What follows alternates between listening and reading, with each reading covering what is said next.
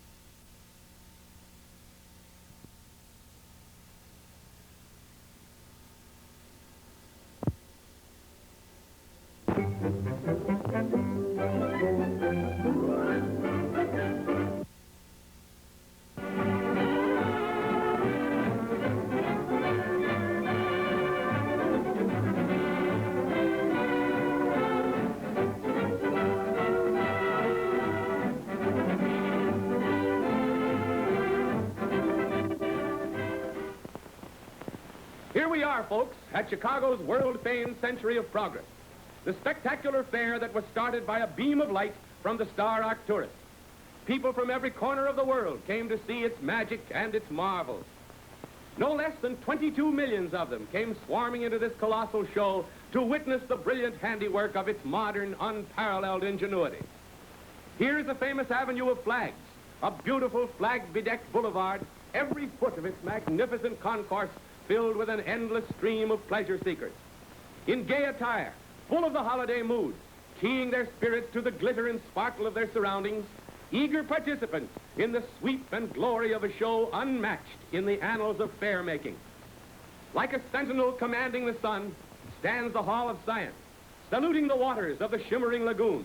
It is a typical example of the regal architecture that is to be found everywhere on the grounds, creating, together with its companions, a skyline of glowing monuments to beauty.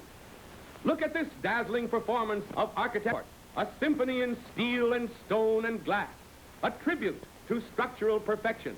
With its graceful lines and commanding pylons, it offers a vivid modern contrast to an age-old Maya temple nearby.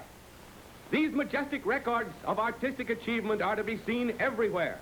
Visitors flock by the millions to drink in their glories. Following one upon the other, they create a picture that enthralls the eye with their sweep and majesty, a gorgeous climax to this vista of blue-green lagoon. Seen from the deck of a launch or across the rippling waters, this group makes an unforgettable impression. Visual music with chords of rainbow hues, the dream of the artist come true, the hope of design made real. Mingling with the brisk tone of modern America, we find, too, the spice and flavor of the foreign. From Europe and the Orient come resplendent roofs of gold, exotic reminders of different times and civilizations, adding their individual touches to the scintillant pageant that has made the World's Fair such a unique adventure. Once it was Ferris wheel, but today it's the towering sky ride that offers the major thrill of the fair. These towers rise into the sky to the dizzy altitude of 628 feet. And what a view visitors got from the windows of these rocket riders. Traveling across the lagoon, one saw far below the fairgrounds in a molten glow of brilliance. Blues and reds and greens and yellows, all fused into a blazing kaleidoscope of color. Truly a fairyland of light. And now back to Earth. Here we once more are on one of the main avenues of the fair, amid that never-ending tide of humanity pounding along in search of excitement. 44 million feet, dogs tired and aching, but who cares about weary feet with all that whirl and glitter beckoning us on and on? To pause before this map-covered dome, the back view of the exhibit, 1,000,000 years ago. Let's go round front and take a look. Here's King Kong himself and two of his gentle playmates entertaining the Midway crowd. But this is only one of the countless bizarre and fascinating displays that made the Midway a perpetual Mardi Gras of frolic. The Midway, chief artery of thrills, city of million lights and spectacles, a blaze of flaming color, of sights and sounds and hurly-burly, teeming with magicians, sword swallowers, dragon rides, alligator fighters, Egyptian hotshot girls, sideshow wonders, a midget village, and what else do you like? And rivaling this conglomeration of freaks and fakers are the bazaars from Belgium, Germany, France, Holland, and other countries, enticing with great bustle and ballyhoo the curious visitor with their strange and tempting wares. And of course, no Midway is complete without a few spine curlers. And here's our old friend and thrill maker, the roller coaster, providing heart throbs and spine chills aplenty. All kinds of visitors came to the fair. Here is Admiral Byrd's flagship, back from its adventures in the lands of snow and ice, to take a dominant position in the aggregation of queer crafts and roaring planes that came to roost on the waters of the fair. In panorama, the north end of the fair presents a vista of sheer beauty, a glamorous setting for that galaxy of architectural gems. Seen from above, their commanding grace is clearer than ever, casting over the scene a compelling note of progress, breathing forth the true meaning and spirit of this World's Fair. Colors, tones, shapes, all sharply etched in brilliant design, a harmony of effects that captivate the mind.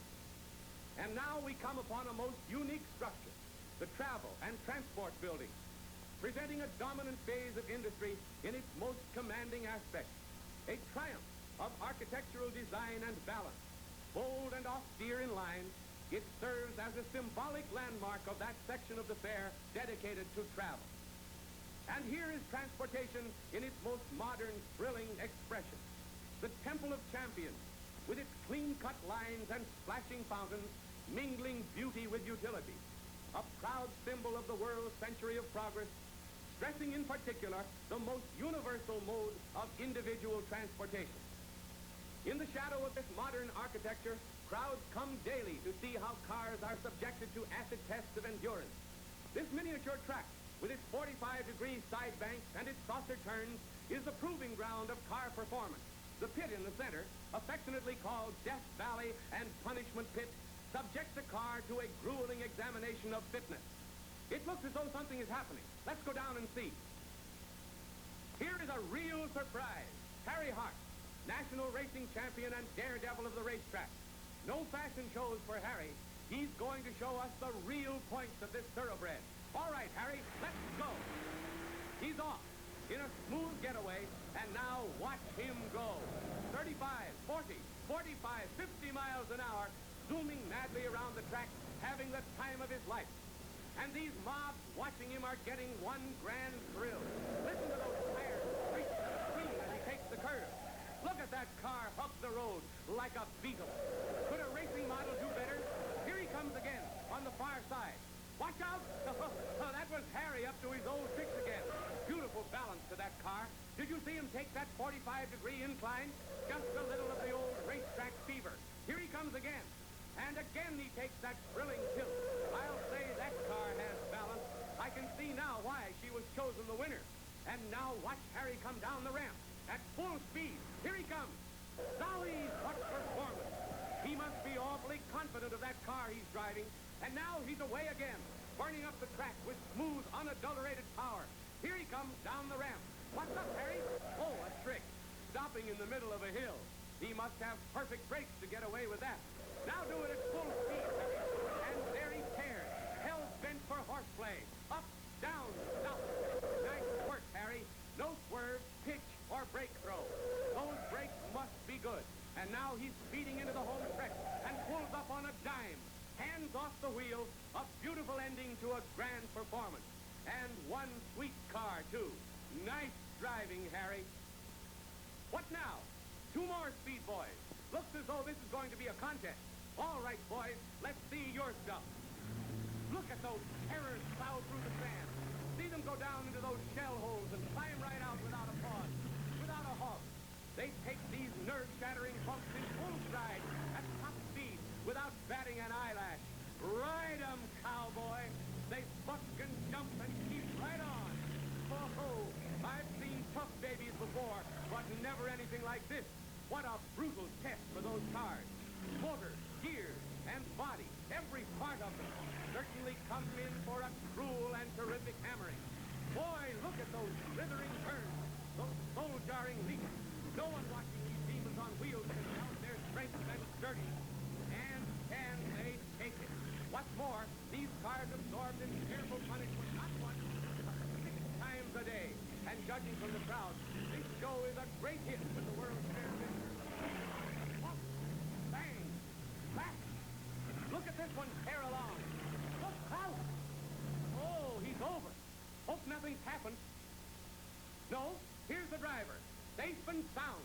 Not only safe, but enjoying himself. Looks as though he did it on purpose. I'll bet he just did it just to prove the safety of those all-steel bodies. Let's see the damage.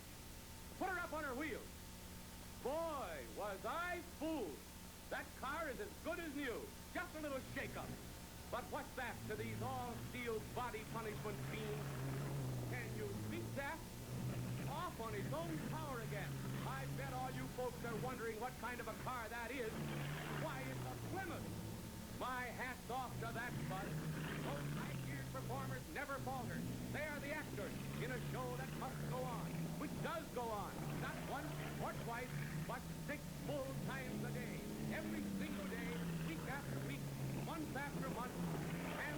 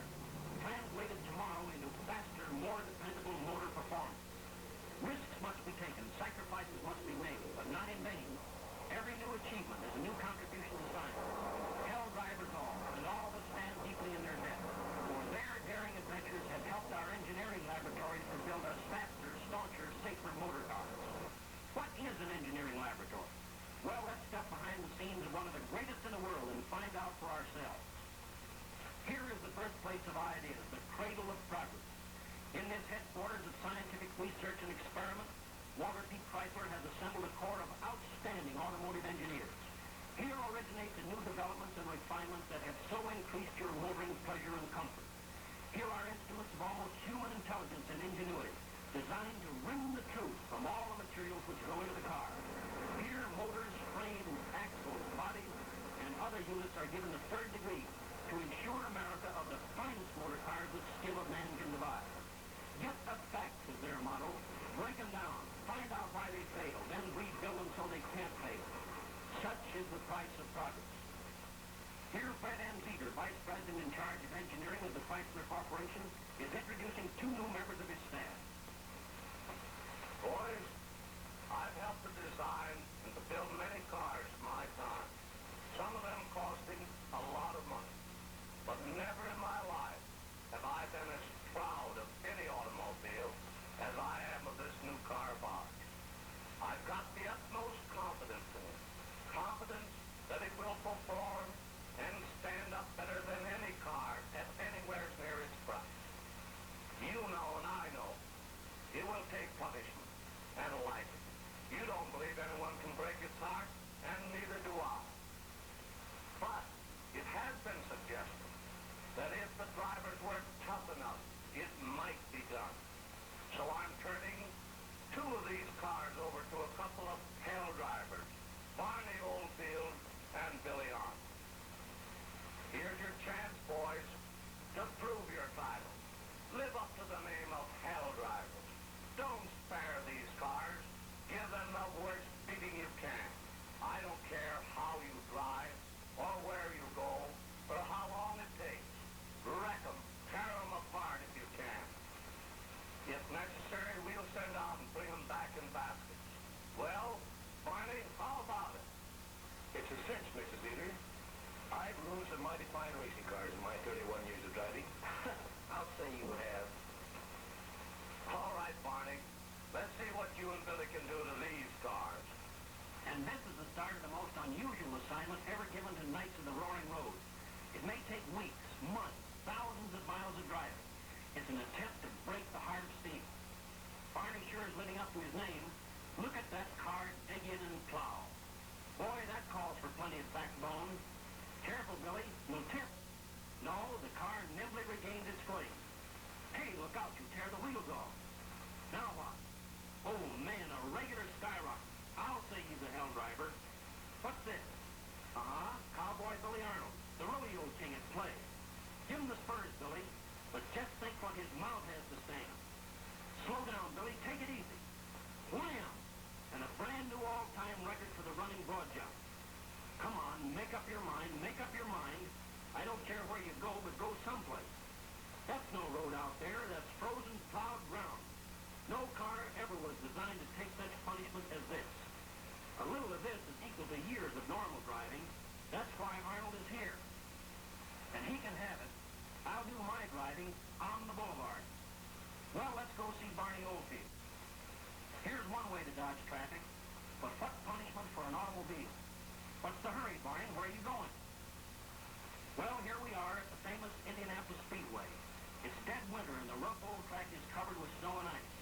But Oldfield doesn't seem to mind. Look at him chase that Plymouth down the straightaway. That car wants to have claws to keep its footing. Here comes Barney again.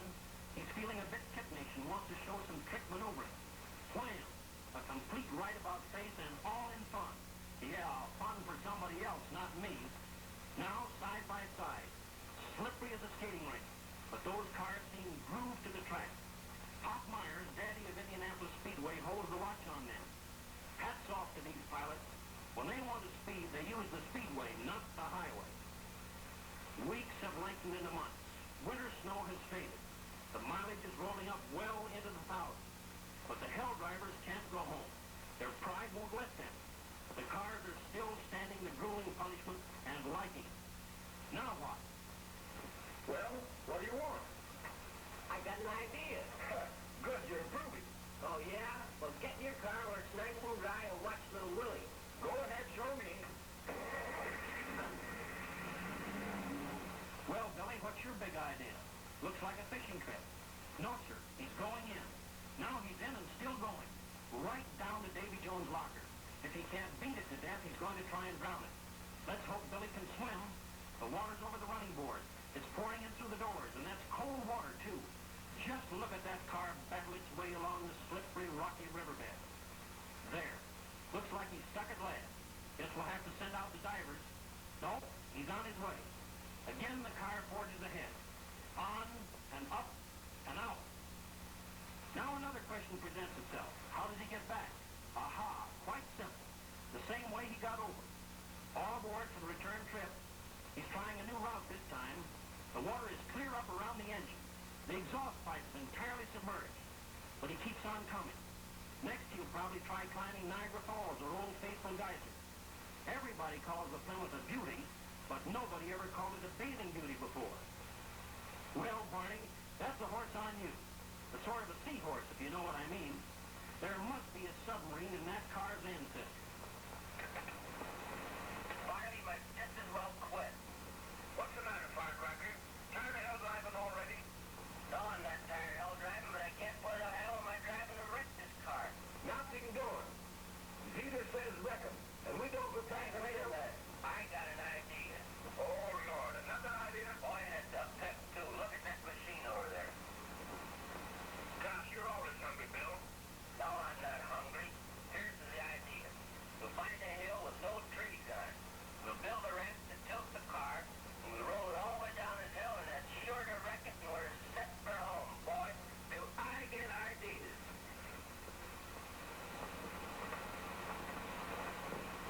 Yes, and as usual, I get the checks. Well, here they are. Off for the final and supreme effort to cripple this courageous car. Look at it climb. Even 25,000 miles of hell driving couldn't break that heroic heart. Now the car is climbing to its death drop. There it goes on its last ride, alone. But no, agile as a cat, it regains its footing after being tipped off almost at right angles. Boy, look at that. That car doesn't even need a driver. I don't like this, Bill. That's too game a car for such a finish. I'm not so sure that will finish this car. Again, they make the Plymouth walk the plank. Crash. It lands on its roof line, the terrific shock borne by slender steel corner posts. Over and over it plunges, bashing into the flinty soil. From roof to wheels to roof, every revolution a series of staggering pile driver smashes. Well, what now? Say, wait a minute. I'm not through yet. I want to drive it back up and then the water rolls over again. Wait right there. Why wasn't it crushed like an eggshell? Why didn't it fold up or fall apart under this fiendish abuse? Why? Because it's a Plymouth with safety steel body welded into a single solid unit of unyielding protection. And there it is, still able to run even after this terrific tumble. Still taunting the men who sought to hurl it to complete destruction. Baffling? Yes, of course. But it sure inspired respect for the car. Well, what now? A push and a run, and down it thunders again. What a climax. Years of driving crowded into weeks. More abuse than you could give a car in a lifetime. And then this. Just try to imagine what the body, frame, axles, wheels, every part of that car had to endure throughout this pitiless punishment. Only the hell drivers could have thought of such a trial of torture. Certainly there is nothing in the annals of scientific research to equal it. 52 complete revolutions. Hundreds of crushing smashes. You wouldn't believe that even an army tank could survive this ordeal. Yet, judge for yourself. No faking or exaggeration in this drama. It is a simple and straightforward pictorial record of the most devastating test ever devised for an automobile. And after it was all over, the car still was able to run back to Detroit under its own power. Here comes the big parade. An endless stream of blood brothers of the heroic cars you have watched making automobile history. The cars that defied even a hell driver. And won.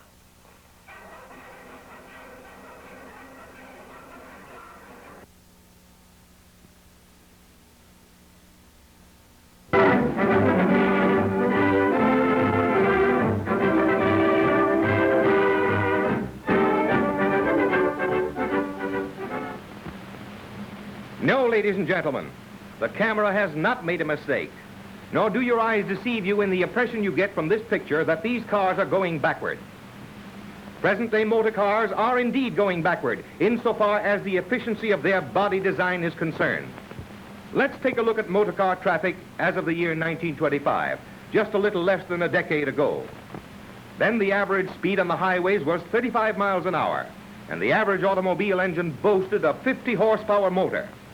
About the fastest that motor would drive the car of that day was 65 miles an hour.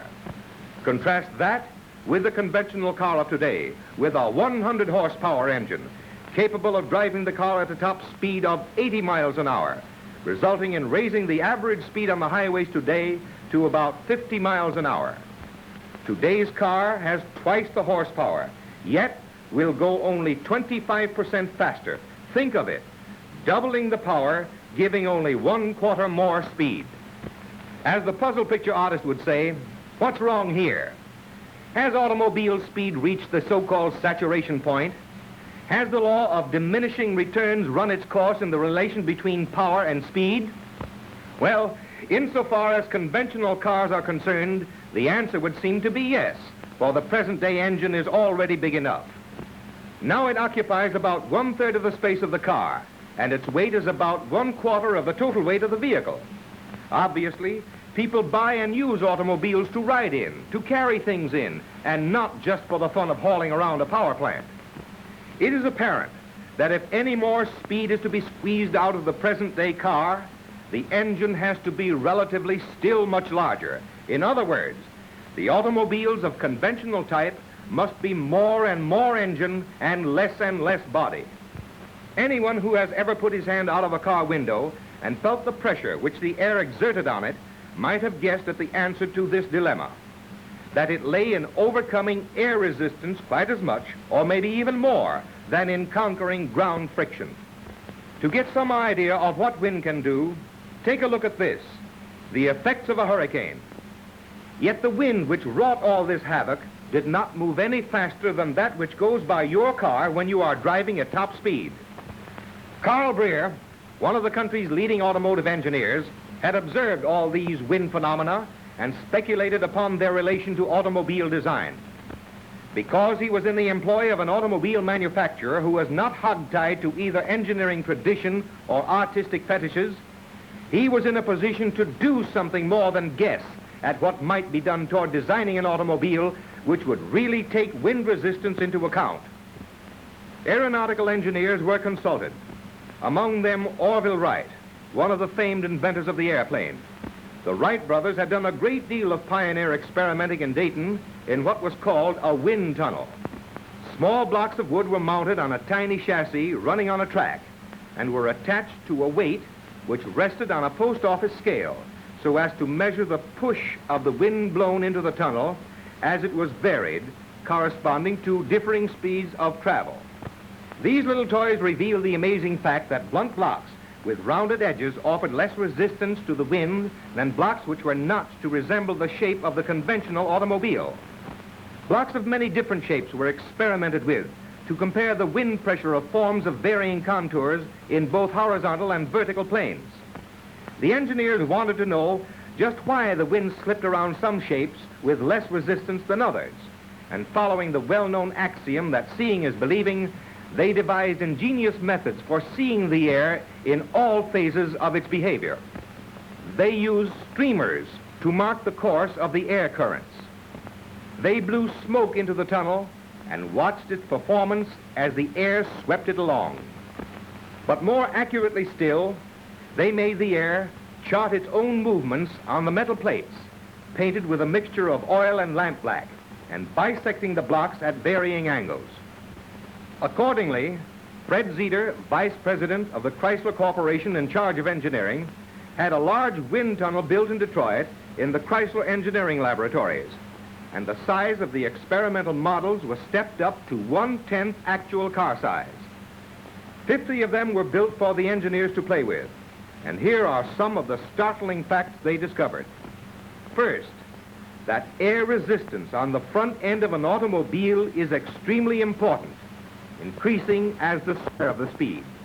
In other words, that the resistance at 50 miles an hour is 4 times, not 2 times, as great as it is at 25 miles an hour. Second, that the power required to drive the car increases as the cube of the speed. For instance, in actual tests made on a 1933 model car, it was found that to overcome air resistance alone at 40 miles an hour, 7 of the car's available horsepower were required. But to overcome air resistance alone at 80 miles an hour required 56 of the available horsepower. Think of it, 8 times the power to double the speed. But they made a third discovery equally revolutionary. That was that the drag or pull on the back end of a car is as great as the front end resistance, but for different reasons. Bicycle riders have observed this phenomenon as they followed behind automobiles and trucks. For instance, the world's record for unpaced cycling, which stood for 19 years, was made by a Frenchman by the name of Richard, who drove his bicycle 27 8/10 miles in a single hour. Then along came a wise guy who pedaled along in the wake of an automobile and drove his bicycle 76 miles in a single hour. The car literally sucked him along. It seemed to Zeder, Skelton, Breer, and their associate engineers in the Chrysler laboratories that the answer to more speed without more power, or to the same speed with greater engine efficiency, lay not in the size and design of the engine as much as in the shape and design of the car itself, in somehow reforming the front end and the rear deck so as to cut down both head-on resistance and rear-end back pull. Fish in the water, ducks, geese, and birds in the air, all these objects are streamlined forms fashioned by nature for effortless movement through the fluid mediums in which they function. If the eye could see the flow of the water or air as these streamlined forms move through these fluid mediums, it would observe this behavior: a gentle parting of the fluid at the front end and a smooth, even flow past the bodies, joining again at the rear end, quietly, unperturbed. On the other hand, if forms that are not streamlined are moved through a fluid medium, currents, eddies, whirlpools, or vortices are produced at the sides or rear, or both. In the light of these natural phenomena, then, it is apparent that a perfectly streamlined car would be one whose exterior surface is so shaped that when passing through the fluid medium of the air, it would create a minimum of disturbance in the forms of eddies or partial vacuums tending to produce back pull.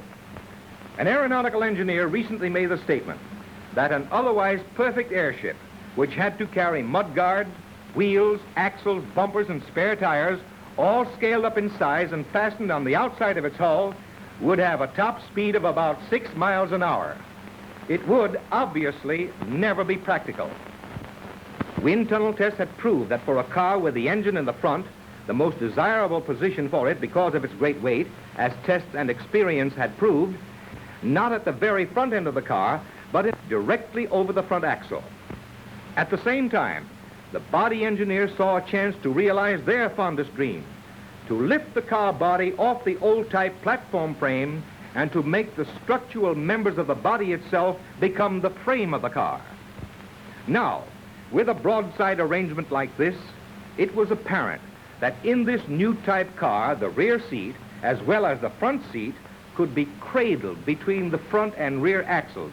For in this body and frame design, it was possible to move the rear seat forward by as much as 20 inches.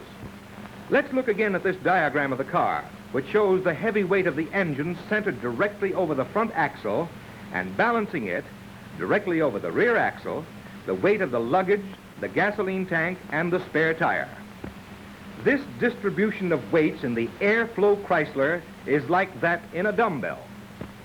In the conventional car, the engine rests back of the front axle, concentrating the mass of the car toward the center of the vehicle. It makes the car more like a ball insofar as its weight distribution is concerned. Have you ever noticed how easy it is to oscillate a ball, but how difficult it is to oscillate a dumbbell? The ball sways easily with a quick, short motion.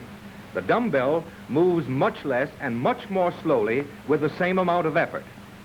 Well, for a similar reason, the airflow Chrysler is disturbed much less when going over a bump. Here, for example, is what happens when the front wheel hits a bump in a conventional car. The rear end goes down like a teeter-totter.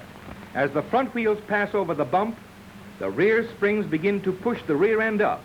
And when the rear wheels go over the bump, they shoot the rear end up, making the car with a cumulative force of a double bump, and the passengers often hit the roof. In the airflow Chrysler, all this useless, tiring motion is avoided because with the scientific weight distribution, when the front wheel hits a bump, the rear end is not affected at all because the pivot point of the teeter board is over the rear axle. Likewise, when the rear wheel hits a bump, the pivot is over the front axle, and there is no front end movement either up or down. We have already shown how the back seat, as well as the front, is cradled between the front and rear axles, an arrangement impossible in the conventional car design without extending the wheelbase to unmanageable lengths. The rear seat just naturally has to be near one end of the teeter-totter, with its passengers bobbing up and down and around the pivotal point back of the front seat. The airflow Chrysler ought to be and is a very safe car to drive. Can you imagine a car so sturdily constructed that its body structure is 40 times more rigid than that of the conventional car? Old-style automobiles employ frames to rest the body on and to give them rigidity and strength. In the new Chrysler, the structural members of the body are the frame. The car is built like a skyscraper, or better yet, like an enclosed truss bridge. The passengers ride in the frame, not on it. Part of it, the strong steel girders, are actually overhead. The airflow Chrysler, with a floating ride and genuine streamlined design. The more you see of it, the better you will like it, which is always true of any article based on sound, functional design. But you have only seen and heard the story of this newest creation of nature and man working hand in hand and side by side. You must also feel its difference from conventional cars to appreciate the real significance of the expression, fashion by function. Ride in it, drive it, own it, and enjoy the sensation of going forward with Chrysler.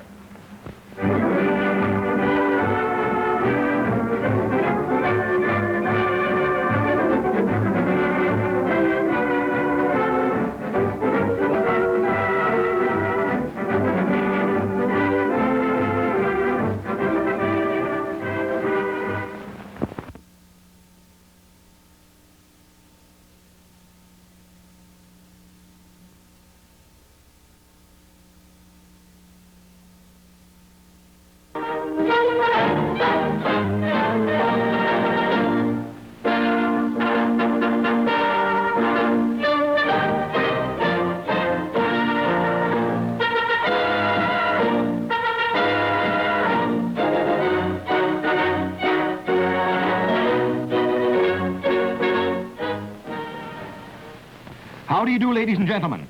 We are broadcasting from the heart of the great salt desert of Utah, bringing you the wind-up of one of the most thrilling spectacles these old eyes have ever seen. We're sitting here at the side of a 10-mile circle, where since yesterday morning, an automobile has been flashing around, chasing a new all-time speed and endurance record for enclosed stock cars. The goal is just a few hours away, and we want you to be in at the finish. What a spot for such a drama. You'd expect a grandstand filled with cheering spectators. But here, we are in the midst of a great wilderness of pure salt, hemmed in by towering mountain peaks. The car which is furnishing the thrills is a Chrysler Airflow Imperial, with Harry Hartz behind the wheel. Yesterday, at 7 o'clock in the morning, Harry started feeding the gas to this big Chrysler, and he and his relief driver have been at it ever since. They're out to run at least 2,000 miles in 24 consecutive hours. Think of it. 2 months of normal mileage crowded between dawn and dawn. And they're not stalling about it. There goes a time bulletin to tell the driver that shows 94 miles an hour average for the last lap. Not bad. Of course, the timing of this race is accurate, right down to a gnat's eyelash. Trust the contest board of the American Automobile Association for that. The car checks in each lap by interrupting a light beam. This stops one set of stopwatches and starts another. Already the records have begun to tumble. Since the Chrysler started its whirlwind journey around this giant merry-go-round, it has swept the boards clean of all official speed marks from 1 to 12 hours. During the first hour, the car traveled 94.5 actual miles. Of course, Gas stops have cut that average down as the hours wore on. But even at 500 miles, this Chrysler showed an average of 90 miles an hour. And this isn't a racing car, no sir. It was picked right off the floor of a Chrysler sales room by officials of the American Automobile Association and brought out here under their constant supervision. Every vital part of this car bears the seal of the AAA, certifying that this is a strictly stock automobile. Exactly like the Chrysler Airflow Imperial Coupe you can buy at any Chrysler dealer. And what a test this has been. Out here on the salt beds, the temperature is fickle as a flapper's heart. During the night, the mercury sinks to 60 degrees. Then with the dawn, skyrockets up to around 115. Mile after mile after mile, with speedometer needle wavering around the 100 mark, into that blistering desert breeze. Yet through all the run, not a drop of water has been added to the radiator. Even the light over this glistening salt plays queer tricks. Sometimes as I watch it, the car seems to be floating several feet up in the air. The drivers tell me of grotesque mirages that taunt them as they drive.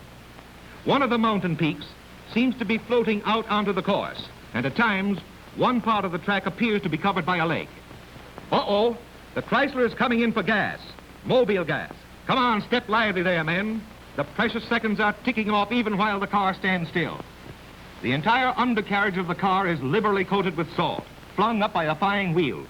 And that's absolutely pure salt, too. But with hundreds of miles of nothing else all around, who cares? And now back on the track for the last sprint. The 24-hour deadline is a matter of minutes now. One by one, the Chrysler has shattered the proudest records of its class. The latest to go by the board was the best previous 24-hour record of 1,834 miles, set by a 16-cylinder car. The Chrysler already has covered more than 2,000 miles, and its 24-hour jaunt is not yet finished. Oh, there's a real thrill in watching this car reeling off mile after mile faster than any stock closed car ever traveled before. That takes power, glorious power, and it takes something more. Other cars with greater horsepower than the Chrysler have tried and failed to approach the speed mark set here today. Why? Because the Chrysler has airflow design. Its power is converted into speed rather than wasted fighting empty air. Here's the last lap. The pit crew goes hysterical. The record, all records up to 2,000 miles in 24 hours are in the bag. The Chrysler ran a marathon and ran it at sprinting speed. And now a big hand for Harry Hartz and his driving mate. They sure earned it. And just by the way, how about a hand for that Chrysler Airflow? Believe me, it has earned a cheer too. 2,026 miles in 24 hours. 72 new official records from 1 mile to 2,000 miles and from 1 hour to 24. From dawn to dawn, the Chrysler has maintained a grand average of 84 miles an hour. And ladies and gentlemen, that's traveling. And now let's break in and capture Harry Hartz, whiskers and all. Oh, Harry Hartz, come here a minute, will you? Hello, Lois, how are you? Fine, fine. Well, Harry, how do you feel after running 24 hours without getting any place? What do you mean not getting any place? We ran up 72 new records, didn't we? And you call that not getting any place? Okay, Harry, but tell me, didn't you get rather tired doing those long hours behind the wheel? Well, no, Lois, honestly, I didn't. That Chrysler certainly handles beautifully. Yes, but I should think there'd be a nervous strain driving hour after hour with all that vibration from the motor at such a high speed. Well, they would in most cars. But with Chrysler floating power, there isn't any engine vibration. You sit there perfectly relaxed and that old track just rolls along under you. Oh, I get it. A real floating ride. Well, Harry, I guess this is the longest trip that you will make for some time to come, eh? No, it isn't. I'm going to take this same car, just as it stands, and make a new run. A different kind of a run. Hey, wait a minute. What do you mean, a different kind of a run? An economy run, from coast to coast. Say, you've seen what Airflow design does for speed, but will you see what it does for driving economy? Say, Alois, do you want to come along? You bet your life I do, Harry. You can count me in. Okay. Let's take a look at the route covered in this transcontinental jaunt. From Los Angeles, the trail led through the mountains and over the desert to Salt Lake City.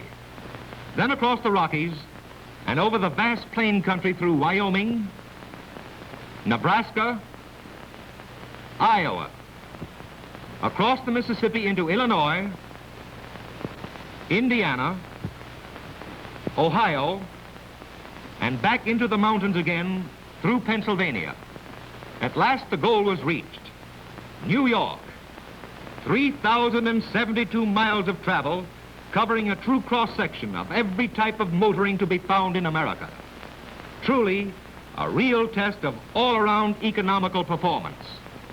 And here is Harry Hartz, starting away on his new mission, out to prove that although this Chrysler Airflow has a great appetite for speed and punishment, it's no gasoline hog. High-Speed Harry has abandoned his title for the moment to take over the role of Mr. Average Driver. During this entire run, he's going to drive just as the average tourist would drive. On the other hand, he's not loafing along to nurse his gasoline average. The speed is maintained around the 50-mile mark, even as you and I would drive on a leisurely tour.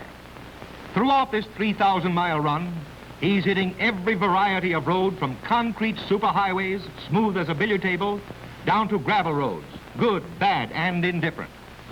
Wherever they are, he takes them as they come. The car covers all sorts of driving conditions, too, from the chilly, rarefied atmosphere of mountaintops to the stifling, soggy air of the desert lowland. Upgrade, downgrade, across the plains, anywhere the road leads, there goes Harry Hartz and the Chrysler. And after all, he's not out to set a record, but rather to demonstrate what every purchaser of a Chrysler may expect in economical performance. And this run certainly established the economy made possible by airflow design. By greatly reducing wind resistance, the Chrysler Airflow saves power, gives you more miles for your money. The automatic overdrive of the Chrysler also contributes to this economy of operation, enabling the car to cover more ground with less effort. For example, when the speedometer showed 50 miles an hour, the engine, thanks to the overdrive, was actually loafing along at the comparative speed of 34.5 miles an hour, saving effort and saving fuel. This transcontinental run also was sanctioned, supervised, and certified by the contest board of the American Automobile Association. Every mile of the journey, an official of the AAA sat beside the driver of the car. At every stop for gasoline, this 3A representative checked the amount of mobil gas and mobil oil delivered to the car. Between fueling stops, the gasoline tank cap always was locked on. There was only one key to the lock. And who do you think had that key? Right, the AAA representative. Perhaps that sounds unnecessarily cautious, and perhaps it is. But that's how the American Automobile Association became recognized as the Supreme Court of Motordom. When you see the AAA seal on a record, you know it's right. And here's the car at the end of the triumphal trip across the country. Let's look at its record. During the entire 3,072 miles, it averaged better than 18 miles to the gallon of gasoline. And as for oil, why even mention it?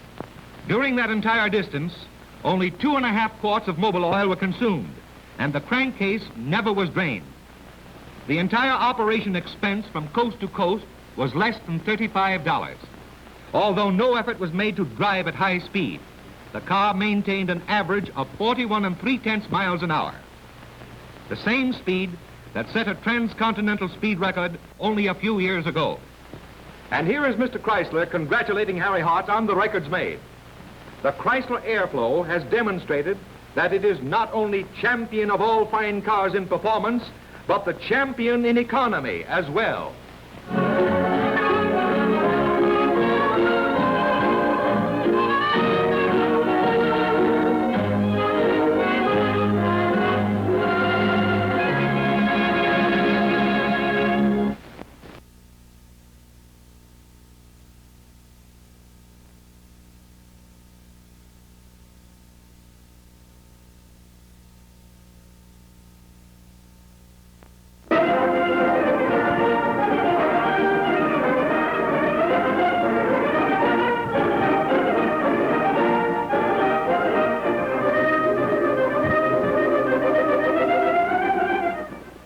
Chrysler, distributors, dealers, and salesmen. This meeting marks the first anniversary of the introduction of the Airflow Chrysler. In the Airflow, Walter P. Chrysler has again shown the industry the weight of progress. Important manufacturers are now paying tribute in their 1935 models to airflow design and principles. In another year, the trend will be even more pronounced. The very fundamental soundness of the airflow design and the principles of weight distribution incorporated in the airflow car make imitation inevitable. This flattery of imitation should strengthen your confidence in the leadership of Chrysler engineering. It should serve to convince your prospects and the general public that the Chrysler car constitutes the soundest of motor car investments. It should rekindle your enthusiasm to keep Chrysler a leader in registrations as well as in engineering. Last year, when we introduced the first airflow car, we made public claim for greater speed, economy, and safety. Let us look for a moment at some of the dramatic proof of these claims. Chrysler engineers promised finer, faster performance. And here is Harry Hartz with a strictly stock Chrysler Airflow Imperial Coupe on the Great Salt Desert of Utah, near the end of his 24-hour run, which established 72 brand new speed and endurance records for closed stock cars. What a spot for such a drama. In the midst of a great wilderness of pure salt, hemmed in by towering mountain peaks. There's a real thrill in watching this car reeling off mile after mile, faster than any stock and closed car ever traveled before. That takes power, glorious power, and it takes something more. Other cars with greater horsepower than the Chrysler have tried and failed even to approach the speed mark set here today. Why? Because the Chrysler has airflow design. Its power is converted into speed rather than wasted fighting the empty air. The record, all records up to 2,000 miles and 24 hours are in the bag. The Chrysler has run a marathon at sprinting speed. This Airflow Chrysler Imperial was picked right off the floor of a Chrysler sales room by officials of the American Automobile Association and brought out here under their constant supervision. Every vital part of this car bears the seal of the AAA, certifying that this is a strictly stock automobile. And what a test this has been. Out here in the salt beds, the temperature is fickle as fate. During the night, the mercury sinks to 60 degrees. Then, with the dawn, skyrockets up to around 115. 2,026 miles in 24 hours. 72 new official records from 1 mile to 2,000 miles, and from 1 hour to 24. From dawn to dawn, it has maintained a grand average of 84 miles per hour. And folks, that's traveling. And after this record-breaking demonstration of speed and stamina, the very same car started from Los Angeles across the continent to demonstrate that although the Chrysler has a great appetite for speed and punishment, it's no gasoline glutton. Let's follow this transcontinental jaunt. From Los Angeles, the trail led through the mountains and over the desert to Salt Lake City. Then across the Rockies and over the vast plain country through Wyoming, Nebraska, Iowa, across the Mississippi into Illinois, Indiana, Ohio, and back into the mountains again through Pennsylvania. At last the goal was reached, New York, 3,072 miles of travel covering a true cross-section of every type of road and motoring condition to be found in America. Truly a real test of all-around economical performance. And here's the car at the end of the triumphal trip across the country.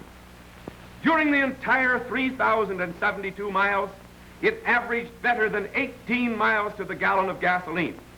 And as for oil, why even mention it? During the entire distance, only 2 1/2 quarts of oil were consumed, and the crankcase never was drained. The entire operation expense from coast to coast was less than $40. The gasoline mileage record established by this big, luxurious Chrysler excels that of many light cars of the so-called economy class. And here's the reason for that seeming paradox. Let this Chrysler coupe, equipped with a smoke projector, illustrate how airflow design eliminates the wind drag that holds back ordinary cars and eats up power and gasoline. In slow motion, it is easy to see how the air currents flow smoothly over the contour of the car, meeting behind without turbulence or vacuum effect. It's this absence of air disturbance which gave the Chrysler extra gasoline mileage in its transcontinental tour, just as it gave extra speed in the record-breaking run on the salt beds. Now let's see how the car of ordinary profile behaves in this smoke test.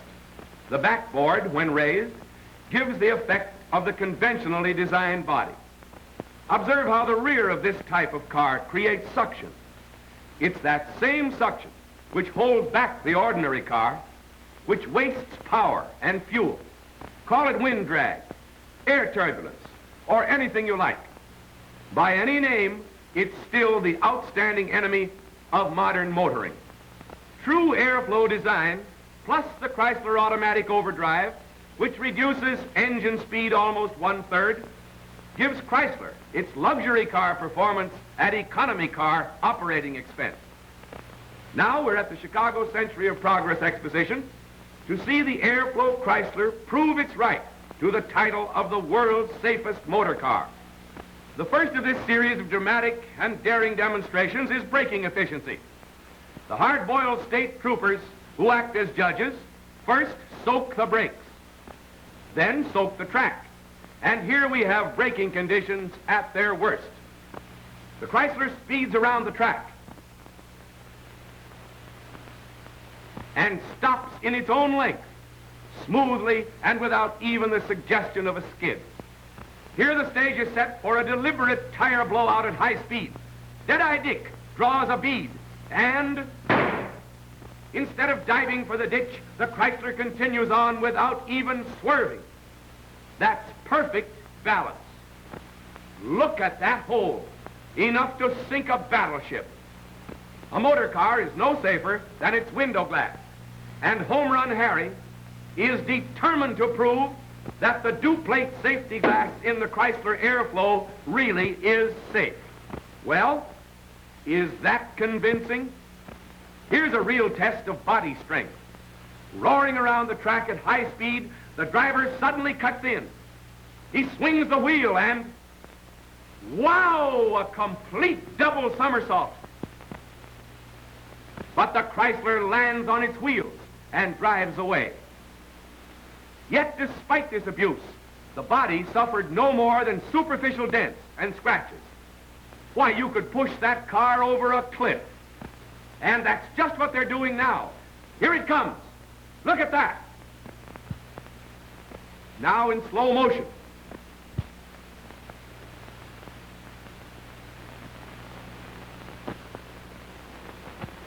Wham! It lands squarely on its nose in that rocky shale. Another flip-flop, flung down as though by some mighty hand.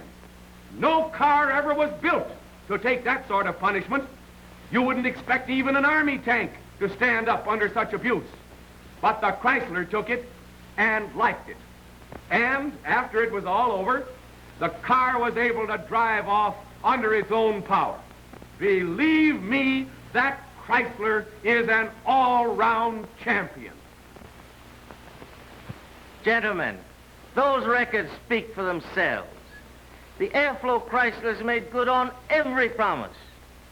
No other car ever had such a first year of accomplishment. We at the Chrysler factory, however, were not at all surprised by the record set by the Airflow cars. We knew that the principles and performance of airflow design would be instantly acclaimed by engineers and expert drivers. To us, it is of far more significance that the motoring public has been won over to airflow design. And that isn't an opinion either. Airflow's popularity is proved by records just as authoritative as airflow's performance records. Here is evidence that the Airflow Chrysler has opened up a whole new world of motoring pleasure. The first 3,000 owners of Airflow Chryslers, the pioneers of a new standard of motoring. Who are these pacemakers of modern motor car performance? Let's look at a few of them. A glimpse of this register of the first Chrysler owners reads like a cross-section of who's who in America. Here's Harold Vanderbilt, millionaire sportsman. Everyone remembers his successful defense of the America's Cup and the international yacht races. And quite naturally, the man who skippered the Rainbow to its thrilling victory would choose an Airflow Chrysler for his personal motor car. Alexander Wolcott, famous on the air as the town crier and one of America's most widely read authors, tested the riding ease of the Airflow by penning a few pungent paragraphs while traveling at 60 miles an hour in the rear seat of the car. And then he bought an Airflow. Outstanding among the names of American aeronautical designers is that of Sherman Fairchild, president of the Fairchild Aeronautical Corporation. As you would expect, Mr. Fairchild was among the first to purchase an Airflow Chrysler, the car which brings to the highways the same fundamentals of functional design which have won for the Fairchild planes recognition along the airways. Charles E. Bedford pays this tribute to his Airflow. I'm using my Chrysler Airflow almost exclusively. My other 8s and 12s stand in the garage. And on long trips, the Chrysler's the car which does the work. My Airflow averages between 16 and 17 miles to the gallon. Oil consumption is practically nil, and the steering and handling are of the highest order. The car will do better than 90 miles per hour and is marvelous on hills.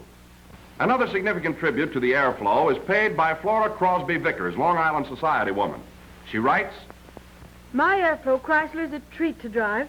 My mother's 78 years old, always reads as we roll along the countryside. Gone are the jolts and bumps of other cars."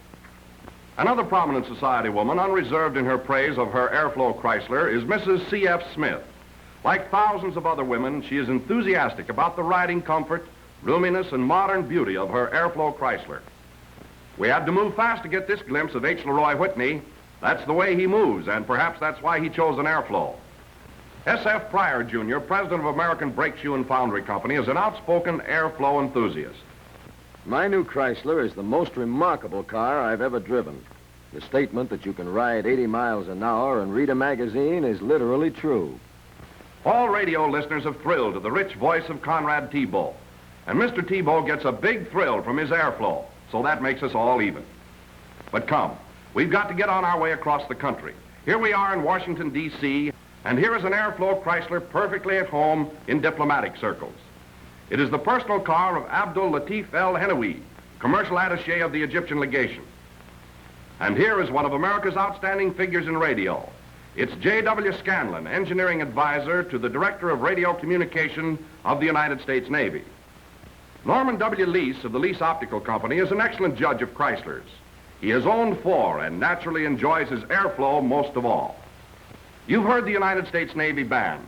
Well, here is its organizer and director, Lieutenant Charles Bentner, who finds his Airflow Chrysler, like all the other Chryslers he has owned, satisfactory in every respect. Another prominent and enthusiastic Airflow owner in the nation's capital is Dr. R.J. Kemp, eminent surgeon. In fact, the register of Washington's great is liberally dotted with Chrysler owners. But come, let's head west again on our flying trip across the country.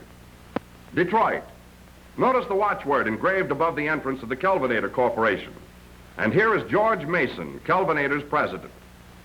Quite naturally, the man who leads the industrial organization with such a progressive spirit would select the Airflow Chrysler, the car that pioneered a better way of motoring. Chicago. Frank Fisher, executive of Marshall Field and Company, who, according to his statement, has owned his last car of a make other than Chrysler. Oklahoma City. G.A. Nichols, internationally known sportsman and owner of the Nichols stable of racing horses. Kingsland, Texas. What? You never heard of it? Then you don't know your West. Kingsland is the home of the King Ranch. In fact, one of the largest and most famous ranches in the world. Here is M.D. King III, a prominent and picturesque sportsman. Of course, he chose an Airflow as a fitting companion for his thoroughbred horses and speedy planes. Dallas, Texas. Mr. Cipriano Andrade of the Imperial Oil Corporation likes his airflow. In fact, he likes it so well that there are 4 Chrysler airflows in his family. Los Angeles. Here on Wilshire Boulevard, as on all others of the nation's famous thoroughfares, the Airflow Chrysler leads the parade. Ah, there's a close-up everyone recognizes. Neil Hamilton. And here he is with his Airflow, the recognized pacemaker in style and performance from coast to coast. Lanny Ross is fast becoming a commuter between Radio City and the motion picture capital. But wherever he is, his Airflow is not far away. Owen P. Churchill is Pacific Coast sailing champion in the 8-meter class. And with his recent record of 7.5 hours from Los Angeles to San Francisco in his Airflow Coupe, he is well on his way toward the title of champion driver as well. T.J. Hickey, president of the Hickey Pipe and Supply Company, makes a business call at the Hancock refineries. The Airflow Chrysler is no stranger here, for G. Allen Hancock, president of the refineries, also is an Airflow owner. San Francisco. In this land of sunshine and sport, Dr. Horace C. Pitkin, the noted orthopedic surgeon, makes the most of his opportunity. At the country club, it's tennis. And on the open highway, the Airflow for a real thrill. One of the greatest engineering projects in the West is the building of the new San Francisco Bay Bridge. Here is D.E. Harris, Vice President of the General Electric Supply Company, inspecting the progress of construction. 136,000 miles in 4 years is real motoring. That's the record of E.L. Lomax, Public Relations Counsel, set with his last Chrysler. But he expects to beat that record easily with his new Airflow. Theodore Roche, Jr., prominent West Coast attorney and partner of Senator Hiram Johnson. Son of the San Francisco Police Commissioner, Mr. Roche had opportunity to learn of the Airflow through its performance in police service. 24 Airflow Chryslers have been placed in service in the California State Highway Patrol. And here is Captain E. Raymond Cato, head of the Highway Patrol, in one of the Airflow police cruisers. And is he enthusiastic about Airflow performance? Well, judge for yourself. Up and down the Pacific Sea lanes, the ships of the American Hawaiian Steamship Company have won a name for their reliability. And those who know the sea give credit to Roger D. Lapham, president of the line. It is significant that in choosing his motor car, Mr. Lapham picked the Airflow Chrysler. There's just a few short glimpses of some of the first 3,000 Airflow Chrysler owners. But from coast to coast, in fact all over the world, the story is the same. It's the story of a car that revolutionized motoring in 1 year. The car now backed up by 100 million miles of satisfaction. Only a year old, yet owners' statements read like advertising headlines. And those are but a few of the owners who have enjoyed 100 million miles of airflow satisfaction.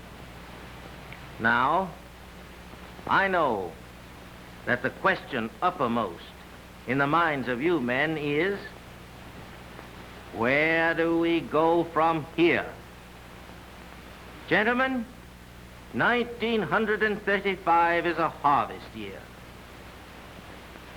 Last year, we had a pioneering job to do, introducing a revolutionary principle of motor car design. That job has been done, and well done. And this year, Chrysler dealers are due to cash in. Our engineers have not been resting on their past records. All year, they've been burning the midnight oil to design and build a finer, more beautiful Airflow Chrysler for 1935. I only wish you men could have seen Fred Zeta and his staff on the job.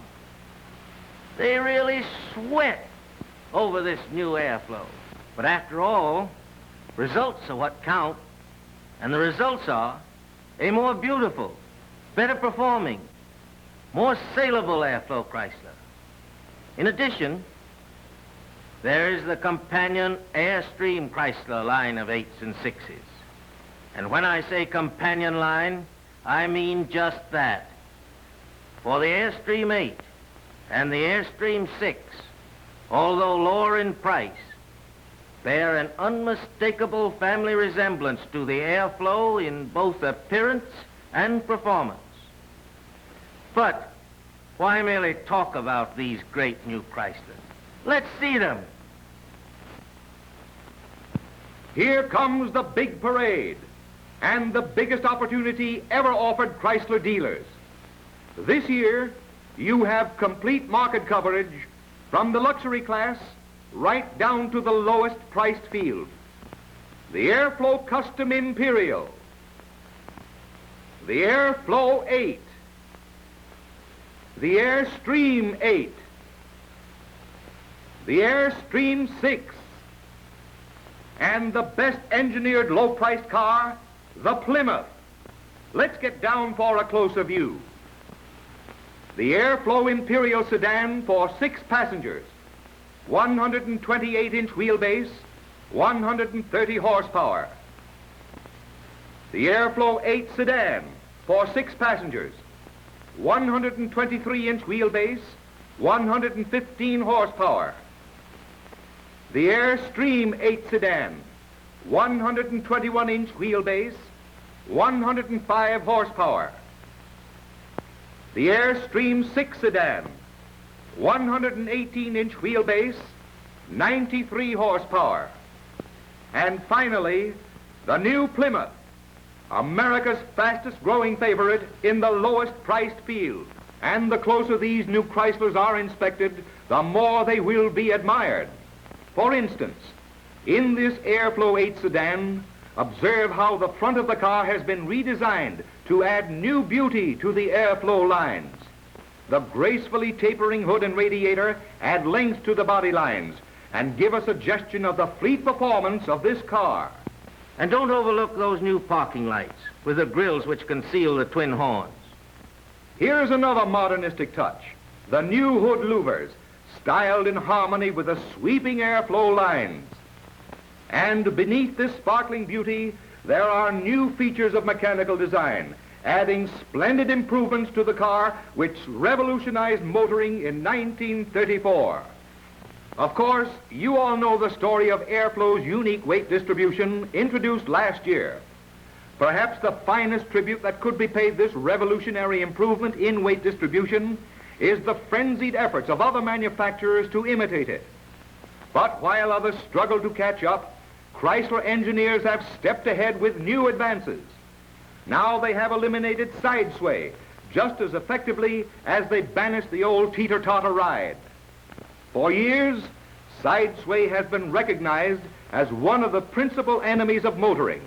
On curves particularly, all cars have a tendency to heel over, often causing a dangerous skid. It remained for Chrysler to remove that hazard. They developed a sway eliminator, a sort of third spring of the torsion bar type, which is mounted at the front and comes into play only when an unusual load is placed on one front spring. That's a very clear explanation. And just watch the results on the road. Exactly, Mr. Fraser. The results are the most interesting part. The new Airflow Chrysler takes the turns as though grooved to the road. It's always under absolute control. But that's not the whole story of the improvement in airflow riding. Not by any means. Chrysler engineers couldn't improve the weight distribution and spring suspension of airflows, but they did improve the springs. The new Airflow cars have springs composed of a greater number of thinner, tapered leaves, which permit quick flexing on little jolts, controlled flexing on big ones. This new spring required, among other things, the development of a brand new steel, molar steel. When you've ridden in the new cars, you will observe a very notable improvement. It is what engineers call better balanced spring action, but you'll call it the last word in riding comfort. Ah, here's a couple arriving in their Airflow Imperial sedan. It has been a long trip, but they certainly don't look fatigued. Well, say, we thought we had the world's most comfortable seats last year, but just look at the front seat this year. And the rear seat, more deeply cushioned, more restfully shaped, new armrests, and individual footrests. And the interiors of these new cars are just as attractive as they are comfortable. Notice the soft roof lining.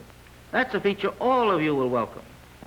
And notice the simple elegance of all upholstery and appointments. The embossed door paneling with grained garnished moldings and smart hardware. The ash receiver in the back of the front seat, so located as to be easily accessible to all rear compartment passengers. Every element of design bespeaks careful consideration of details. Sun visors are double-hinged to prevent rattling or slipping. And speaking of the sun, the deck behind the windshield is so shaped and painted as to kill all glare from reflections. Even the handles of the windshield cranks are painted and glare-proof. Your first impression of the instrument panel is the beauty of its new finish. Notice also the visibility of all driving gauges and the convenience of manual controls. There is plenty of room in this compartment for gloves, road maps, cigarettes, and all other small motoring accessories. And on cars factory equipped with radio, the control dials replace the ash receiver at the right. Here is controlled ventilation in its finest form. The touch of this lever opens the ventilating wing to any angle. And when desired, the entire window and ventilator run down out of sight and out of the way. This is a feature exclusive with Imperial and custom airflow models. All airflow sedans, however, are equipped with a ventilator in the rear compartment. Oh, looks like this is only the start of the trip. But where is he going to put all that luggage? Ah, right in the big luggage locker. Out of the way, yet accessible from inside the car, and now completely protected from moisture or dust. Well, I guess everybody's going. Now the question is, have we room for them? Simple enough. 3 in the roomy rear seat, 3 in front. What's more, everyone is comfortable. And no matter how long the trip, they'll arrive refreshed. Right, Mr. Fraser. The airflow ride this year is more than ever a floating ride. And the airflow is just as easy on driver as passengers. The new Chrysler Synchro silent transmission takes all the effort and noise out of gear shifting. No double clutching, no feeling your way into gear. You shift as you please, without fear of gear clash. Here's another big advantage. You can shift from high to second at any time for a burst of full power or to take advantage of the braking effect of the engine. And how those miles slip by. The automatic overdrive gives 60 miles an hour road speed with 40 miles an hour engine speed. There's mental as well as physical ease in driving in this new Imperial sedan, for it has proven itself the world's safest motor car. Its massive bridge-type frame surrounds all passengers with a mighty armor of protection. Let me interrupt to say that the new Synchro silent transmission is standard equipment on all Chrysler models. The automatic overdrive and power brakes are standard on all Airflow Imperials and custom models, but may be obtained on the Airflow 8 at a small extra cost. Now, let's have a close-up of the Airflow 8 Business Coupe. Here it is. Chrysler has named this the Business Coupe, but it is equally suitable for the general usage of the average-sized family. With the addition of this rear lounge seat, the Business Coupe becomes a very comfortable 5-passenger family car. When occasion demands, the rear seat may be swung back into the luggage compartment. Then there is an amazing amount of room behind the driver's seat for bulky packages or sample cases. Did I say roomy? Why, Santa Claus could cover half his route with one load in this car. Now, I know that you men are fairly itching for a close-up of that new Airstream line. Let's have it.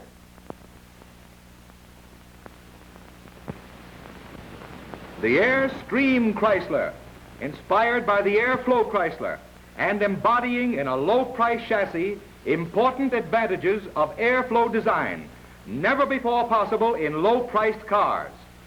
In every flowing line and graceful contour, the Airstream sedan reveals the influence of airflow design. Every new viewpoint emphasizes the beauty which functional design brings to radiator, hood, fenders, and body. Notice the size of those doors. Notice, too, that the front door is hinged at the front. The rear door is amply wide at both top and bottom to permit easy entrance and exit without the contortions you have endured as an unavoidable evil in the average car. Doors extend down to the running board, and the floor of the car is practically at running board level. Furthermore, the Airstream Chrysler has the strongest, safest body ever built for a car in this price field. In the Airstream Chrysler, the body is not perched on top of the frame as in most cars. The sturdy all-steel structure extends down over the frame and is securely bolted to the frame girders from the side as well as the top. As a result, body and frame reinforce each other and become, in effect, a single rigid unit. The first thing you notice about the inside is the abundance of room. The commodious rear seat is 47 inches wide, almost 3 inches wider than last year's Chrysler 6. Passengers ride in the most comfortable posture. Thanks to the lower floor and greater roominess in the rear compartment, even 6-footers will find plenty of legroom. This indicates the floor level in the ordinary car. Now see how the lowered floor permits your feet to rest at a natural, comfortable angle. Every detail was designed for comfort and convenience. For example, notice the heavily upholstered armrests, the assist cords, the padded individual footrests, the robe cord, and the ash receiver. All features of trimming and appointments are in smart, good taste. Embossed door paneling, hardware, grained garnish moldings, and even the roof lining reflect the influence of Airflow's rich simplicity in interior decoration. Notice the headroom. Both front and rear has been increased. That's an important feature for your comfort story. The front compartment is equally attractive, so let's pay particular attention to its many new features.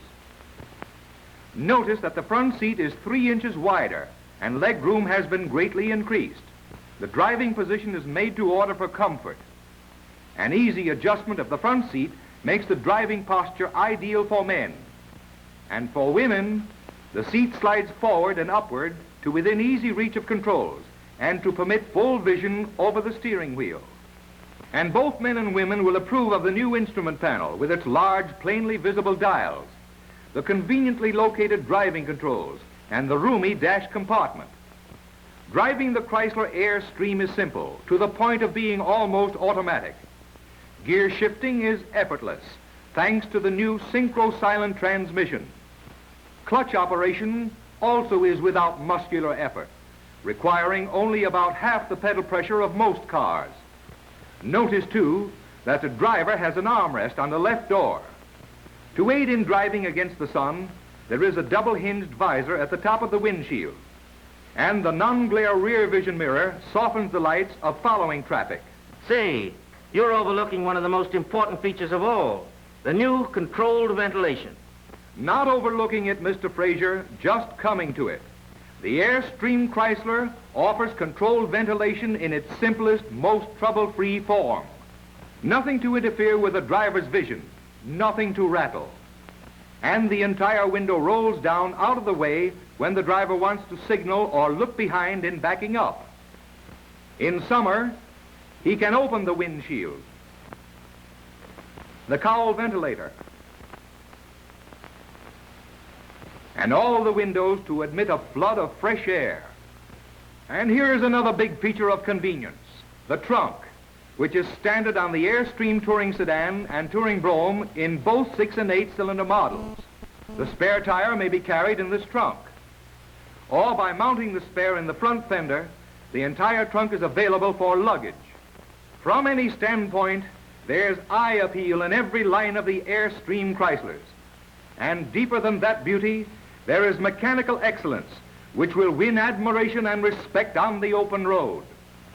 In roadability as well as in comfort, it is a worthy companion of the Airflow, incorporating the same principle of weight distribution which has made the Airflow America's finest riding car. The independently sprung front wheels are equipped with double-acting hydraulic shock absorbers. Rear springs are made up of a larger number of thinner tapered leaves, which provide better balanced spring action and consequently a better balanced ride. Shimmy and wheel fight are relegated to the past, thanks to the center steering control, which gives a lighter but positive steering touch, no matter how rough the road. The hypoid type of rear axle, heretofore limited to high-priced cars, contributes to the Airstream's low construction and lower center of gravity.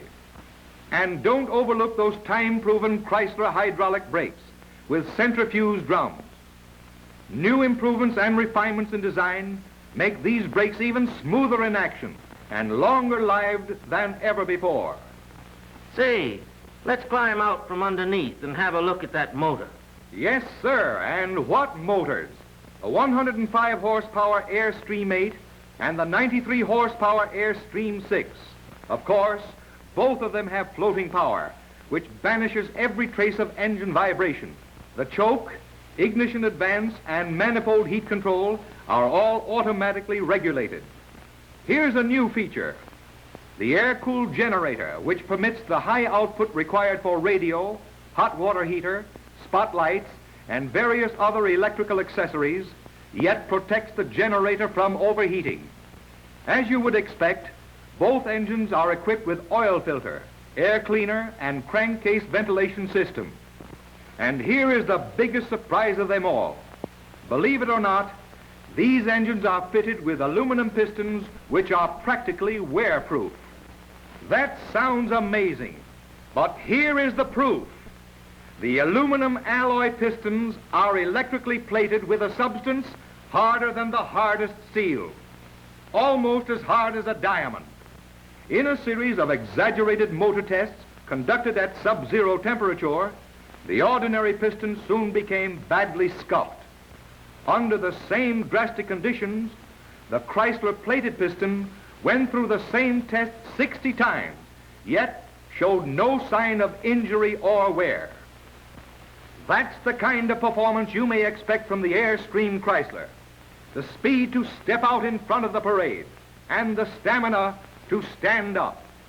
With the new year, Chrysler moves forward to new leadership among modern motor cars, with two great lines, Airflow and Airstream, but with a single standard of excellence. In a word, they are the finest cars ever to